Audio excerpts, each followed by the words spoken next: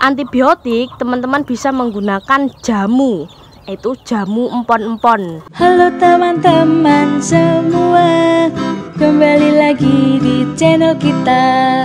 Beragam video bervariasi, ternak hebat. Halo sahabat ternak, kembali lagi di channel Ternak Hebat. Terima kasih yang sudah like, komen, dan subscribe. Bagi yang belum, silahkan like, komen, dan subscribe ya teman-teman. Kali ini kita akan membahas ayam tanpa vaksin. Nah, biasanya ayam itu kan tidak divaksin ya teman-teman, khususnya ayam kampung yang diumbar liar. Nah, kali ini berhubung ayam-ayam ini di koloni ya, atau dipandangkan, jadi ayam itu perlu namanya vaksin. Fungsi vaksin sendiri itu adalah untuk antibodi ya teman-teman, antibodi ayam dan untuk mencegah penularan penyakit. Banyak teman-teman yang berternak tanpa vaksin. Nah, kita akan membahasnya tentang hal tersebut. Bagaimana sih caranya agar ayam-ayam itu tetap sehat-sehat tanpa adanya vaksin ya teman-teman, khususnya di peternakan skala kecil atau peternak rumahan. Nah, ini adalah ayam-ayam saya itu cuma pakai vaksin di hari kedua teman-teman. Hari kedua itu saat setelah penetasan, saya cuma menggunakan vaksin NDIB. Setelah saya vaksin NDIB, itu seterusnya saya tidak menggunakan vaksin sama sekali teman-teman. Nah, ini adalah usia 3 minggu sudah saya pindah kandang.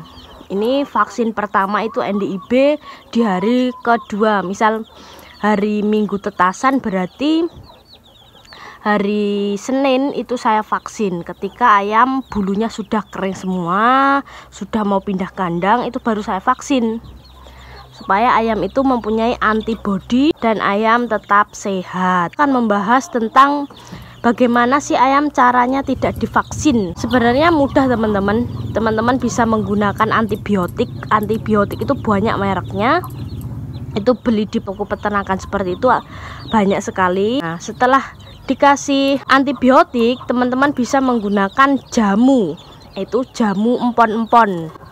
Jamu empon-empon itu terdiri dari kunir atau kunyit, terus ada temulawak, ada jahe, ada kencur, terus kasih bawang putih. Itu di blender takarannya 1/4 semuanya, terus dikasih air secukupnya.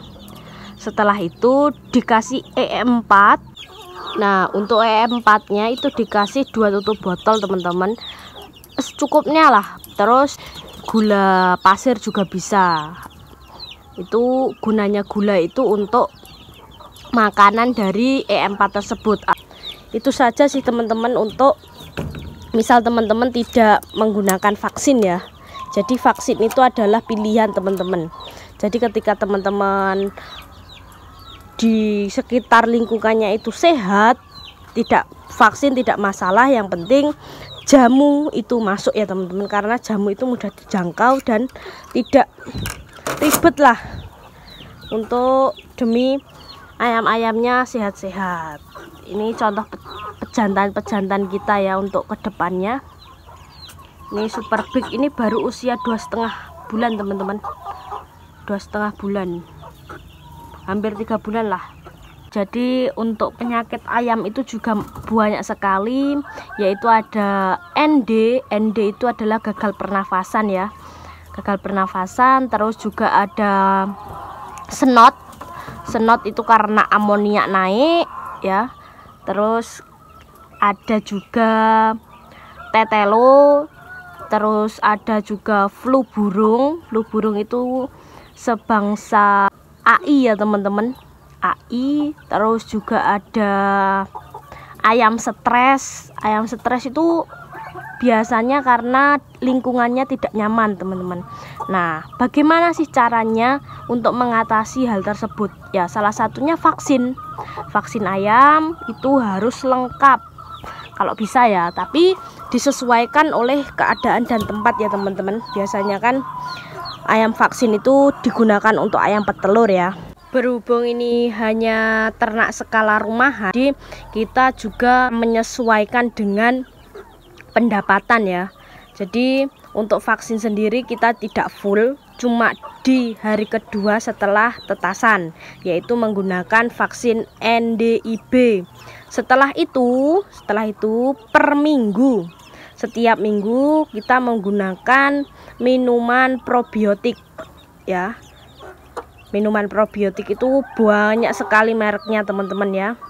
Nah setelah itu kita juga menggunakan namanya jamu. Jamu kita aplikasikan di pakan. Jadi pakan kita memel-memel seperti agak basah, itu pencampuran dengan jamu. Kalau untuk vaksin saya cuma menggunakan vaksin NDIB di usia 2 hari. Setelah itu kita menggunakan minuman probiotik. Ya ada trimizin, terus ada antisenot, itu wajib saya ya teman-teman, karena kita tidak tahu amoniak naik itu saat kapan kan, seperti itu. Walaupun ini kering, kita mengantisipasi dengan antisenot. Setelah itu kita juga menggunakan Vitastres supaya induk-indukan kita itu juga aman ya. Setelah itu kita juga menggunakan jamu ya teman-teman. Jamu itu tidak lupa. Jamu itu sangat mudah dan hemat biaya. Kita buat 1 kali bisa digunakan untuk beberapa kali kan, seperti itu. Ini indukan kita juga kasih Vitastres karena ini tipenya petelur. Nah untuk aplikasinya gimana Mbak untuk probiotik dan lain sebagainya? Biasanya saya menggunakan tandon. Berhubung ini kandang baru, belum saya kasih teman-teman. Nah ini adalah tandon air murni. Air murni itu tidak saya gunakan probiotik ataupun jamu diaplikasikan ke sini. Kenapa kok saya tidak pengaplikasian obat-obatan di sini? Karena itu mempersulit pembersihan ya teman-teman. Jadi biasanya saya taruh di tandon itu, di galon ya, taruh di galon air, terus saya cantolkan di situ tuh, yang goyang-goyang itu. Saya cantolkan di situ. Biasanya seperti itu. Nah, untuk tandon sendiri kita kuras habis ketika air sudah habis ya teman-teman. Ketika air sudah habis, kita baru cantolkan galon air di situ yang berisi antibiotik seperti itu. Nanti kemungkinan besar ayam akan meminum yang tersedia. Oke. Jadi untuk obat-obatan dan lain sebagainya saya cuma menggunakan hal tersebut, tidak tidak neko-neko lah. Ini kering teman-teman, ini kering banget ini. Cuma ya itu tadi, kita tidak tahu kapan amonia itu naik, jadi kita tetap gunakan antisenot. Kita gunakan obat antisenot untuk penangkalan ya. Nah setelah kita pengaplikasian obat-obatan, antibiotik dan vaksin, kita juga perlu tahu ya teman-teman, yaitu sirkulasi udara. Sirkulasi udara itu sangat penting untuk pernafasan ayam, dimana ayam itu akan sehat ketika udaranya juga sehat. Nah seperti ini sangat terbuka sekali, terus di samping-samping itu juga ada dedaunan hijau, jadi tidak memungkinkan ayam itu sakit ya. Tapi kita juga perlu sekali dengan kewaspadaan ya teman-teman, kewaspadaan untuk ayam-ayam itu tetap sehat nih. Ini kandang ini losplong, tidak saya kasih banner karena kandang ini cukup tinggi dan untuk untuk sirkulasi udara itu cukup bagus sekali teman-teman di sini. Walaupun ya lumayan panas lah ya.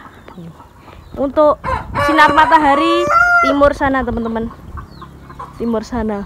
Ini mataharinya sudah di atas sini. Timur sana, jadi matahari itu masuk. Nah,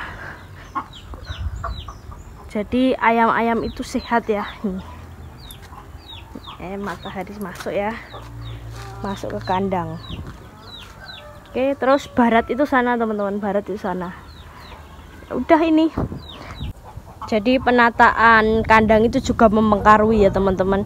Ketika kita memposisikan kandang itu dengan benar, cahaya matahari bisa masuk, itu kan juga mempengaruhi faktor keberhasilan. Ketika kita berhasil, maka kita juga akan mendapatkan keuntungan yang lebih. Nah, sebelum teman-teman berpikiran kalau ternak itu sangat menguntungkan, faktor utama teman-teman itu harus berhasil dulu. Ketika sudah berhasil, faktor yang lain itu akan mengikuti teman-teman.